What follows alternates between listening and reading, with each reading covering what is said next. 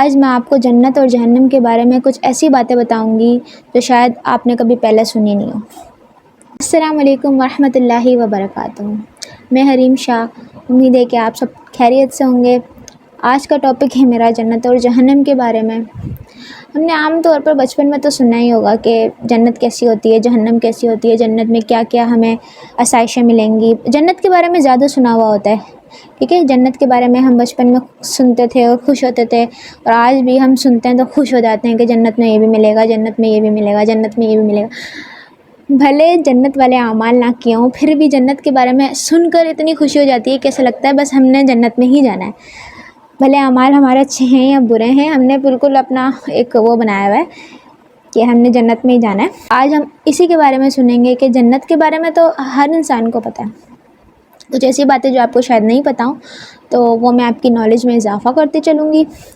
اور سب سے ضروری بات کہ آج ہم جہنم کے بارے میں سنیں گے۔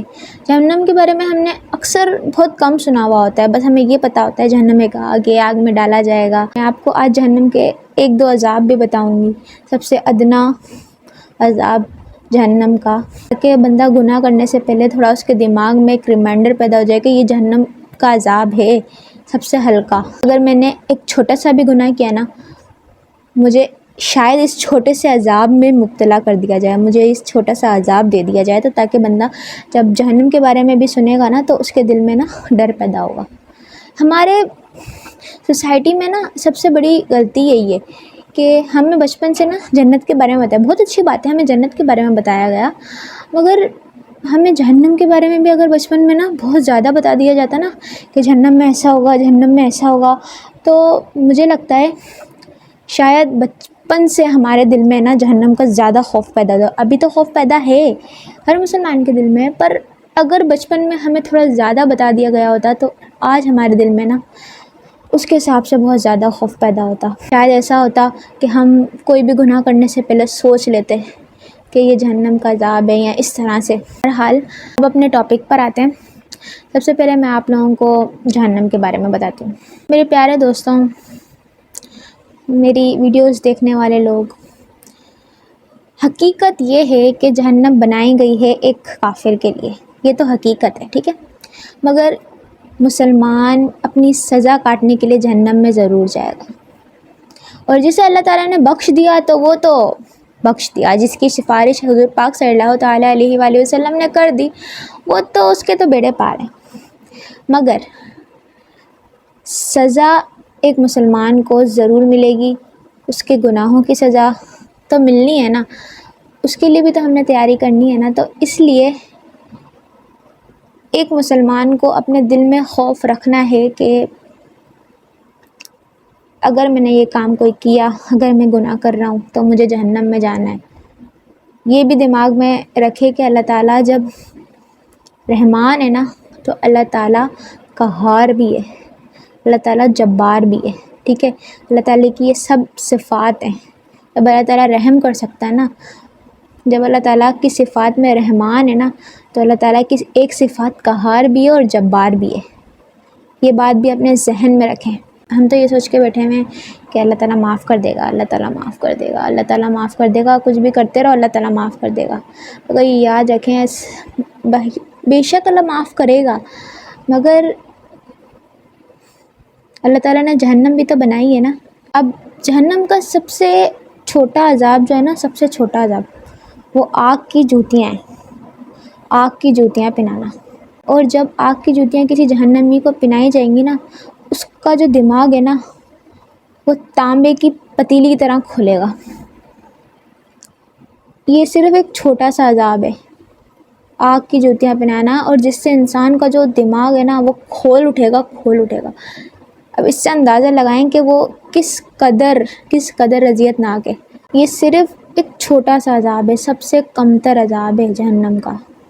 اور جہنم کی آگ کے بارے میں یہ ہے کہ علماء کرام فرماتے ہیں کہ جہنم کی آگ جو ہے نا، اللہ تعالیٰ نے جہنم کی آگ کو ہے نا اتنا سلگایا، اتنا یعنی اتنا جلایا کہ وہ لال ہو گئی، سرخ ہو گئی۔ اس کے بعد اللہ تعالیٰ نے اس کو اتنا جلایا کہ وہ اس کی جو آگ ہے نا وہ سفید ہو گئی۔ اور پھر اللہ تعالیٰ نے دوبارہ اس کو اتنا جلایا کہ اس کی آگ اب سیاہ یعنی کالی ہے. اور یہ جو ہماری دنیاوی آگ ہے نا، یہ جہنم کی آگ کا ایک ایک ٹکڑا جو ہوتا ہے نا وہ بھی نہیں ہے، آدھا بھی نہیں ہے، چوتھائی بھی نہیں ہے.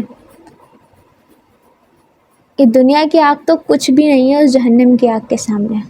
اور جہنم کی آگ سیاہ ہے، سیاہ. اللہ تعالیٰ نے اس کو اتنا سلگایا کہ وہ سیاہ ہو گئی کہ اگر اس میں کوئی بندہ بھی چلا جائے نا تو کوئی نظر نہیں آئے گا، اتنی سیاہ ہے، اتنا اندھیرا. یہ جو دنیاوی اندھیرا ہے نا تو اس کے سامنے کچھ بھی نہیں ہے جتنی سیاہ وہ ہے. اور جہنم میں کافر کے ساتھ کیا عمل ہوگا، جس کا ایمان پر خاتمہ نہیں ہوا اس کے ساتھ کیا اعمال ہوگا کہ اللہ تعالیٰ اس کو سب سے پہلے تو اس کو عذاب دیے جائیں گے، اتنے عذاب دیے جائیں گے اس کے اوپر بہت بھاری بھاری ہے نا، لوہے مارے جائیں گے، تانبے مارے جائیں گے، اس طرح سے اس کے اوپر اتنا عذاب ہوگا. اور سب سے جب اس کے بہت سارا عذاب ہو چکا ہوگا نا تو آخری جو اس کا آخری نہیں ہوگا وہ عذاب، اور اس کا جو سب سے اعلیٰ عذاب جو ہوگا نا اس کو وہ یہ ہوگا کہ کافر کو ہے نا اس کے قد کے مطابق ایک صندوق میں ڈالا جائے گا، اس کو آگ کی صندوق میں ڈالا جائے گا. پھر اس صندوق کو بند کیا جائے گا، پھر اس صندوق کو دوبارہ ایک آگ کی صندوق میں ڈالا جائے گا، اور کافر کو اندر ایسا لگے گا کہ اب جہنم میں میرے سوا کوئی اور ہے ہی نہیں. پھر اس کو اس پہ تالا لگا دیا جائے گا، اس آگ کی صندوق میں رہے گا پھر وہ، اور اس کو ایسا لگے گا کہ اب جہنم میں کوئی بچا ہی نہیں ہے میرے علاوہ. یہ کافر کا سب سے آخری عذاب ہوگا. یہ عذاب کا سب سے آخری درجہ ہے، اس کو آگ کی صندوق میں بند کر دیا جائے گا. قرآن پاک میں بھی اس کا ذکر ہے. جہنم میں فرشتے ہوں گے جو لوگوں کو پکڑ پکڑ کے جہنم میں ڈالیں گے، اور ایسے خوفناک لوگ ہوں گے جن کے سینے اتنے بڑے بڑے ہوں گے، اگر وہ دنیا میں ظاہر ہو جائے نا تو لوگ ان کو دیکھ کے ان کی بدبو سے مر جائیں. ایسے لوگ ہوں گے. اس لیے جہنم کے عذاب کو کبھی بھی ہلکا نہیں جاننا چاہیے. آج میں آپ کے علم میں ایک بات ڈالتی ہوں. اکثر ہم مذاق میں نا کچھ ایسے الفاظ بول جاتے ہیں کہ فار ایگزامپل میں نے بہت جگہ سنے ہیں، جیسے کہ مذاق میں لوگ بولتے ہیں بھائی تو سگریٹ پیتا ہے، اب سگریٹ پینے کے لیے نا تمہیں جہنم میں جانا پڑے گا سگریٹ جلانے کے لیے. یہ بات کہنے کا کیا مقصد ہے؟ کیا جہنم کے عذاب کو آپ نے اتنا ہلکا لے لیا ہے؟ کچھ ایسے مذاق ہیں آپ لوگ سب جانتے ہیں کہ جس میں جہنم کا مذاق اڑایا جاتا ہے، یعنی آپ نے جہنم کے عذاب کو اتنا ہلکا لیا ہوا ہے.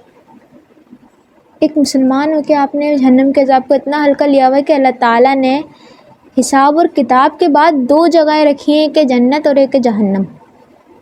اب جب تمہارے پوری دنیا کا حساب ایک جنت اور جہنم کی صورت میں تمہیں دیا جائے گا تو تم اس کو اتنا ہلکا سمجھ رہے ہو کہ تم اس پہ مذاق اڑا رہے ہو اور لطیفے بنا رہے ہو اس پر. اور اس بارے میں نا جہنم کے مذاق کو ہلکا لینا، یہ جہنم کے عذاب کو ہلکا لینا. خود سوچیں کہ جب اللہ تعالیٰ نے ہمارے جزا اور سزا کے لیے 2 چیزیں ہماری پوری دنیا ہم لگ جاتی ہے اعمال کرنے میں، اس کے لیے 2 چیزیں رکھی ہیں، اتنا بڑا دن تیار کیا محشر کا دن، اس میں سب لوگ جمع ہوں گے، اس کے بعد ہماری جزا اور سزا کے لیے صرف 2 چیزیں رکھی ہیں کہ جنت اور جہنم، اور تم جہنم کے بارے میں ایسے مذاق اڑا رہے ہو، یعنی کوئی بات ہی نہیں ہے. اتنا ہلکا لیا ہوا جہنم کے عذاب کو. اور مذاق کرنے والے اور مذاق کو سن کر ہنسنے والے، یہ لوگ بھی اپنے نا توجہ رکھیں کہ آپ لوگ نا دیکھیں. ایک بات ہے، اگر آپ کسی برائی کو دیکھیں نا تو سب سے پہلے تو اس کو ہاتھ سے روکیں، اور اگر ہاتھ سے نہیں روک سکتے تو اسے اپنی زبان سے روکیں، اور اگر زبان سے بھی نہیں روک سکتے تو اس کو دل میں تو برا جانیں. اگر ہم لوگ زبان سے بھی روک سکتے ہیں، اگر کوئی، اور ایسے مذاق کوئی بڑا نہیں کرتا، ہمیشہ اکثر چھوٹے کرتے ہیں، یا اتنے بڑے لوگ نہیں کرتے، یا بزرگ لوگ نہیں کرتے کہ ہم لوگ ان کو منع نہیں کر سکتے. ٹھیک ہے، اگر بزرگ لوگ بھی کریں گے تو ہم نے ان کو منع کرنا ہی ہے. ٹھیک ہے، مگر اکثر یہ نا ٹین ایج کے لوگ کرتے ہیں ایسا مذاق، تو آپ تو ان کو منع کر سکتے ہو، آپ تو ہاتھ سے بھی منع کر سکتے ہو، زبان سے بھی منع کر سکتے ہو، تو آپ کیوں چپ ہوتے ہو؟ آپ تو بلکہ آپ لوگ تو ہنس رہے ہوتے ہو کچھ لوگ تو ہنس رہے ہوتے ہیں، ہم لوگ تو مذاق، مطلب ہم نے تھوڑی مذاق کیا، ہم تو یہ سوچتے ہیں ہم نے تھوڑی کیا، یہ تو سامنے والا کر رہا ہے، اور ہنسی مذاق میں ہم گنہگار ہو رہے ہوتے ہیں۔ یہ بات تھوڑا دماغ میں رکھیں، اس بارے میں سوچیں، جہنم کے عذاب کو ہلکا نہ لیں۔ حدیث پاک میں آیا ہے کہ جہنم کی اتنی گہرائی ہے کہ کسی پتھر کو اگر جہنم میں پھینکا جائے نا، وہ 70 سال تک، 70 برس تک وہ گرتا ہی رہے گا، اور اس کے بعد بھی نہیں پتا کہ وہ کب تک گرے گا۔